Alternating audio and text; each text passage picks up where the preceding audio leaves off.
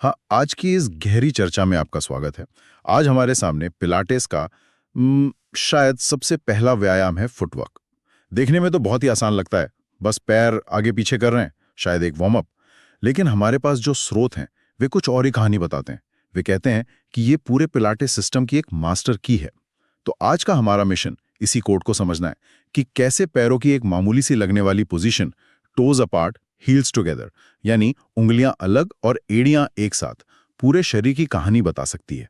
चलिए इसे परत दर परत समझते हैं। तो सबसे पहले इसी बात पर आते हैं कि ये सिर्फ एक वार्म अप नहीं है। विशेषज्ञ कहते हैं कि फुटवर्क संगठित गति का एक संपूर्ण अध्ययन है। ये सुनने में बहुत भारी लगता है। इसका असल में क्या मतलब है? हाँ, ये सुनने में थोड़ा एकेडमिक लगता है ना। बिल्कुल।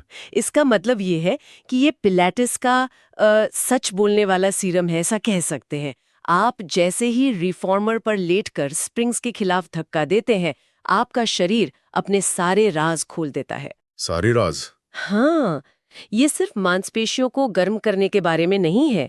ये एक डायग्नोस्टिक टूल है।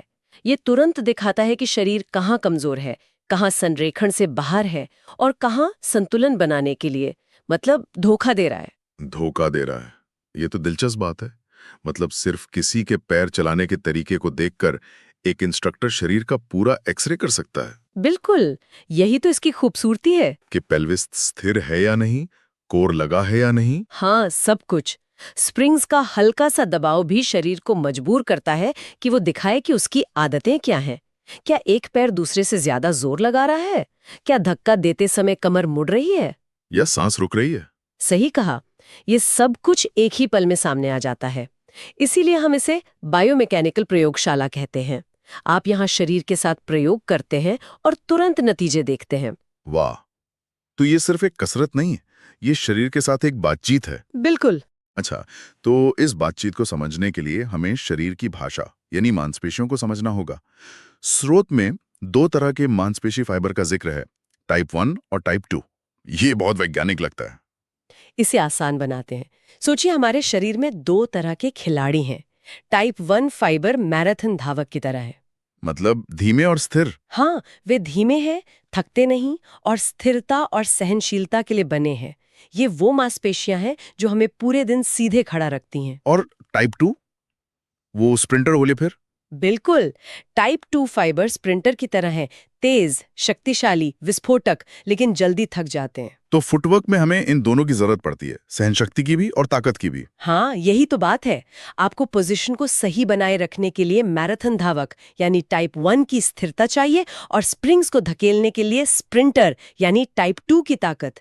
पिलाटीज का जादू इसी संतुलन में है। स्रोत में एक और दिलचस्प बात थी, लंबाई तनाव संबंध। ये क्या चीज है? ये भी एक बहुत ही सरल लेकिन शक्तिशाली विचार है। आप एक रबर बैंड की कल्पना कीजिए। बिल्कुल। अगर वो ढीला पड़ा है तो उसमें कोई ताकत नहीं है, और अगर आप उसे उसकी हद तक खींच देते हैं तो भी वो कमजोर हो जाता है और टूटने का खतरा रहता है ना? हाँ, सही बात है। रबर बैंड में सबसे ज्यादा ताकत तब होती है जब वो थोड़ा खिंचा हुआ हो, न बहुत ज्यादा न बहुत कम।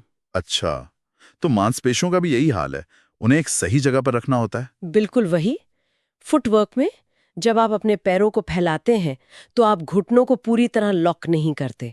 आप मांसपेशियों को उस सही जगह पर रखते हैं जहां वे सबसे ज्यादा कुशल और शक्तिशाली होती हैं। और स्रोत ये भी बताता है कि शरीर मांसपेशियों को एक खास क्रम में सक्रिय करता है, पहले गहरी फिर सतही। ये कैसे काम करता है? इसे ऐसे समझिए कि आप एक इमारत बना रहे हैं।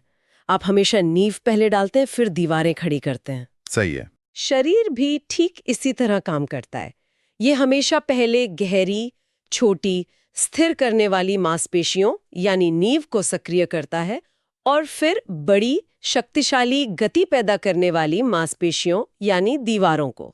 तो अगर कोई फुटवर्क करते हुए अपनी कमर को मोड़ लेता है या पेल्विस को हिला देता है, तो इसका मतलब है कि उसने दीवारें पहले खड़ी करने की कोशिश की बिना नींव के सहारे के। अच्छा। उसकी बड़ी सतही मांसपेशियां जैसे जांग के सामने वाली क्वाड्रिसेप्स बहुत जल्दी और बहुत ज्यादा काम कर रही हैं।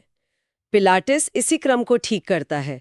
ये शरीर को फिर से सिखाता है, पहले नींव डालो, मतलब अपने केंद्र को स्थिर करो और फिर गति पैदा करो। स्थिरता पहले, गति बाद में।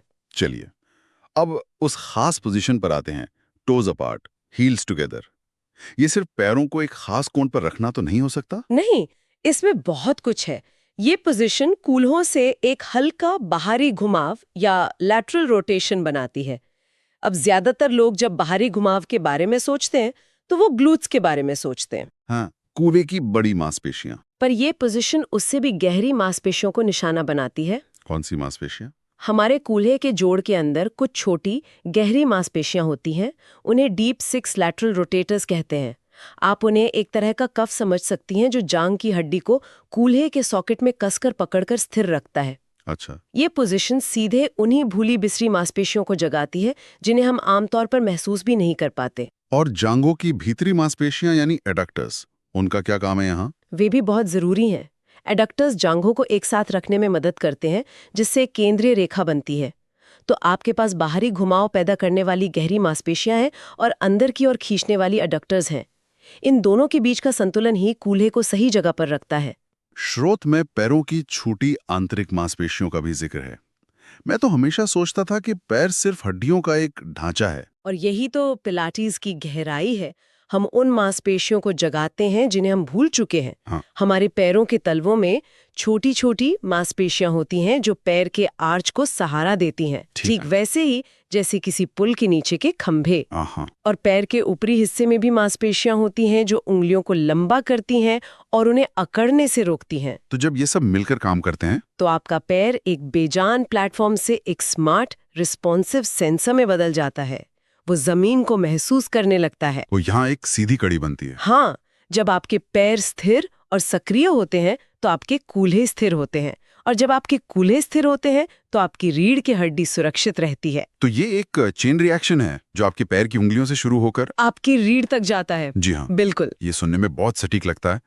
तो जाहिर है ऐसे गलत करने के भी कई तरीके होंगे। सबसे आम गलतियां क्या होती हैं? स्रोत में 4 मुख्य गलतियों पर रोशनी डाली गई है और वे बहुत आम हैं।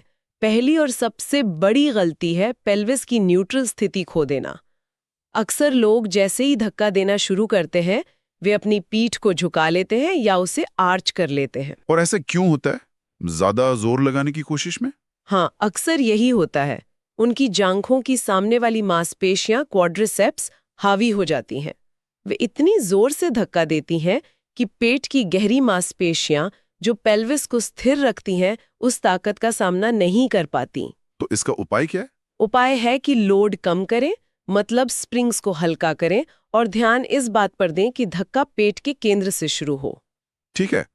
और दूसरी गलती? दूसरी गलती है घुटनों का बहुत ज्यादा बाहर की ओर खुल जाना, एक वी शेप में। अच्छा। ये लगभग हमेशा जांघों की भीतरी मांसपेशियों यानी एडक्टर्स की कमजोरी को दिखाता है। इसे ठीक करने का एक बहुत प्रभावी तरीका है जांघों के बीच एक छोटी गेंद रखना। सक्रिय हो जाती हैं और घुटने सही सीध में आ जाते हैं। और एड़ियों का क्या? स्रोत में एड़ियों के गिरने का जिक्र है। हाँ, ये तीसरी आम गलती है। धक्का देते समय एड़ियों का जुड़े रहना और फिर वापस आते समय भी जुड़े रहना बहुत जरूरी है। जब लोग थकने लगते हैं तो उनकी एड़ियां अलग होने लगती हैं। इसके लिए कोई टिप? एक बहुत अच्छा मानसिक निर्देश है। सोचें कि आपकी एड़ियां एक चुंबक से जुड़ी हुई हैं और हवा में तैर रही हैं। और आखिरी वाली तो मुझे बहुत जानी पहचानी लग रही है, पैर की उंगलियों में जकड़न। ओह, वो तो बहुत लोग करते हैं।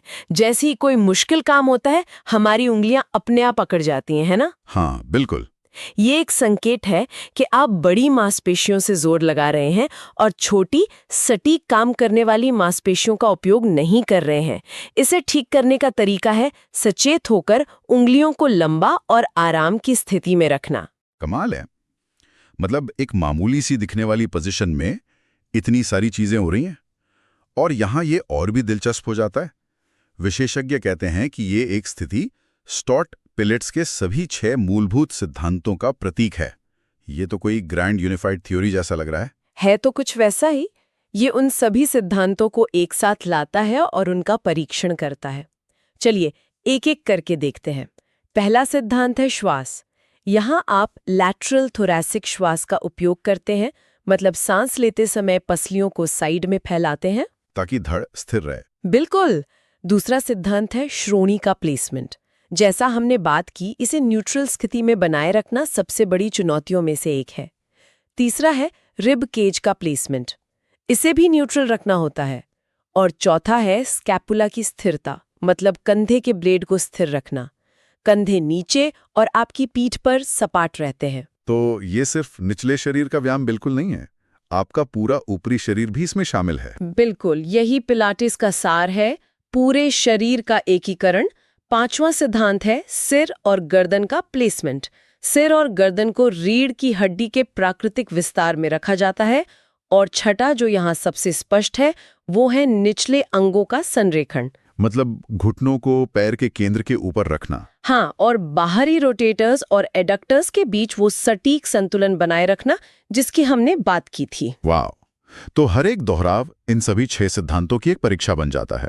स्थिरता, समन्वय, श्वास, संरेखण, सब कुछ एक साथ। इस मायने में ये सिर्फ पैरों की एक स्थिति नहीं है, बल्कि ये पिलाटेस के पूरे दर्शन का एक व्यवहारिक अवतार है। तो आखिर में ये सब क्या मायने रखता है? हमने एक साधारण से दिखने वाले व्यायाम को परत दर परत खोला और पाया कि ये एक डायग्नोस्टिक टूल है, एक पूरे शरीर का वर्कआउट है और पिलाटेस के दर्शन का सार है। बिल्कुल, ये सिखाता है कि कैसे स्थिर रहें, कैसे शरीर को लंबा करें और कैसे अपनी धुरी बनाए रखते हुए सांस लें। जब पैर सचेत हो जाता है तो पूरा शरीर व्यवस्थित हो जाता है। जैसा कि श्रोत में कहा गया है, हर सही कदम के पीछे एक इरादा होता है और हर इरादे के पीछे एक आंतरिक मुद्रा होती है। हाँ, फुटवर्क अपने शुद्धतम रूप में गति है, सचेत, संतुलित और सटीक। तो यहाँ श्रोताओं के लिए सोचने के लिए एक विचार है। अगर हमारे शरीर का सबसे निचला हिस्सा यानी हमारे पैर इतने सचेत और संगठित हो सकते हैं, तो ये हमारे पूरे शरीर की स्थिरता और मुद्रा को रोजमर्रा की जिंदगी में पिलेट स्टूडियो के बाहर भी कैसे प्रभावित कर सकता है। जब हम चल रहे हों, सीढ़ियां चढ़ रहे हों या बस अपनी कुर्सी पर बैठे हों, तो क्या हम उस जुड़ाव को महसूस कर सकते हैं जो हमारे पैरों के तलवों से शुरू होता है और हमारी रीढ़ की हड्डी के शीर्ष तक जाता है? शायद असली चुनौती वहीं से शुरू होती है।